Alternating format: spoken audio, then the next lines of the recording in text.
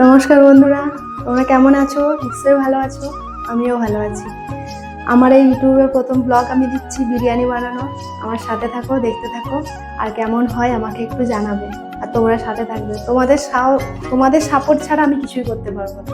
ঠিক আছে? আমি নতুন নতুন বানাচ্ছি তো, একটু ভুল হলে আমাকে একটু ক্ষমা করে দিও। ঠিক আছে? দেখো আমি কিভাবে বানাই। তো দেখো, ফুটন্ত জলের মধ্যে আমি চালটা দিয়ে দিচ্ছি, মশলাটাও এদিকে ভেজে নিচ্ছি। আমি বাড়িতে গোটা মশলা তৈরি করেই করছি। তোমরা নিশ্চয়ই কিনে করো না গোটা করো, আমাকে একটু কমেন্টে জানাবে। বড় বড় লেগ পিস আছে, তার জন্য আমি তোমাদেরকে একটু তুলে দেখালাম, ভালো লাগলো। আর একটা কথা, তোমাদের তো আমার পরিচয়টাই জানানো হয়নি। আমি থাকি পশ্চিমবঙ্গের হাওড়া জেলার একটি ছোট্ট গ্রামে। আমার অনেক দিনের খুব ইচ্ছা ছিল ভিডিও বানানো, কিন্তু সেভাবে তখন করে উঠতে পারিনি। তাই এখন একটু চেষ্টা করলাম। তোমাদের সাথে গল্প করতে করতে মাংসটাও আমার মাখানো রেডি হয়ে গেল।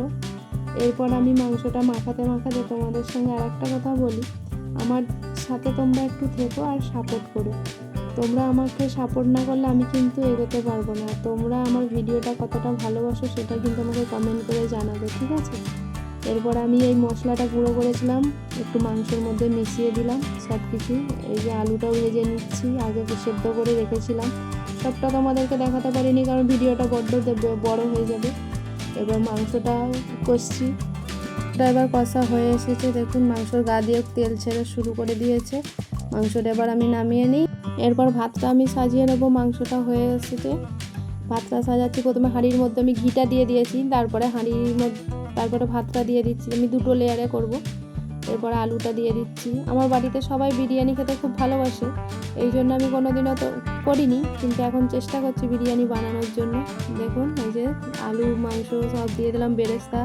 এবার জলটা যেটা আছে ওই যে ভিজিয়ে রেখেছিলাম না দুধে, কেশর দিয়ে, গোলাপ জল, কেওড়া জল, মিঠা, তো ওইসব জলটা আমি দিয়ে দিচ্ছি ওপর থেকে।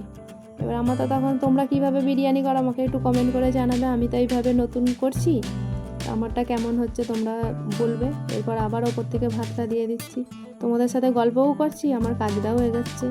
এরপর আটা দিয়ে ভালো করে বন্ধ করে দেবো হাঁড়িটা, নাহলে ভাপটা বেরিয়ে যাবে, অতটা ভালো লাগবে না। এই জন্য দেখো আমি মাংসগুলো বেছে বেছে দিয়ে দিচ্ছি। তো শুধু বড় পিসগুলোই দেবো, ছোট পিসগুলো আর দেবো না, ছোট পিসগুলো ওর মধ্যেই রয়ে যাবে। মাংসটা কত সুন্দর সেদ্ধ হয়েছে, বুঝছেন? কত সুন্দর আমি ভাঙছি দেখুন। এবার আমি খেয়ে দেখবো কত সুন্দর হয়েছে। দেখি খেয়ে কিরকম লাগলো। বিরিয়ানি করলাম, খুব সুন্দর হয়েছে, খুব ভালো হয়েছে। তার সাথে আমার মেয়েও বলছে খুব সুন্দর হয়েছে। দেখুন আমার মেয়ে খাচ্ছে, ও দেখাচ্ছে আবার এত সুন্দর হয়েছে। তো ভিডিওটা আজকের মতো এই পর্যন্তই, দেখা হবে পরের ভিডিও।